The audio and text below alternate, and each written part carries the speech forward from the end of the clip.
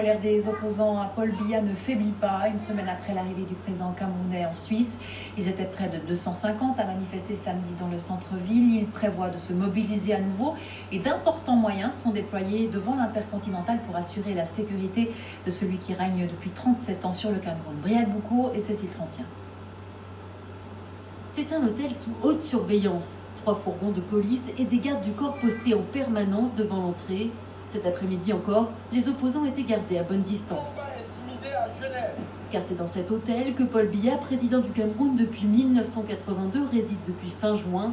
Un hôtel devenu sa résidence secondaire ou presque, car il y séjourne plusieurs mois par an depuis des années, alors que son pays se déchire autour de la barrière linguistique. La crise avec les régions anglophones du Cameroun a, selon un rapport très récent de International Crisis Group, créé à peu près 2000 morts, un demi-million de déplacés internes et jusqu'à 35 000 réfugiés au Nigeria voisin. Genève est devenue le point névralgique de la contestation.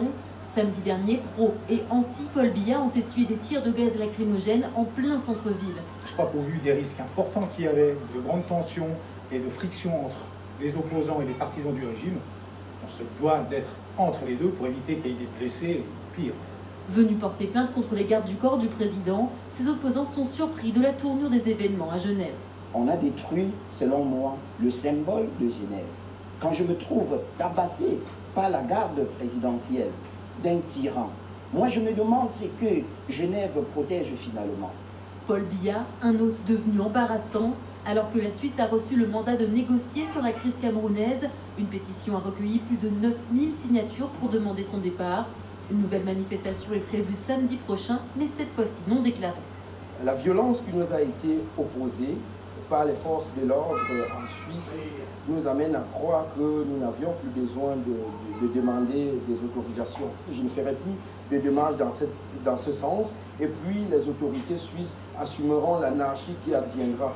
Le DFE rappelle que le droit de manifester est garanti en Suisse et que la visite privée du président Biya n'est pas liée au processus de négociation en cours.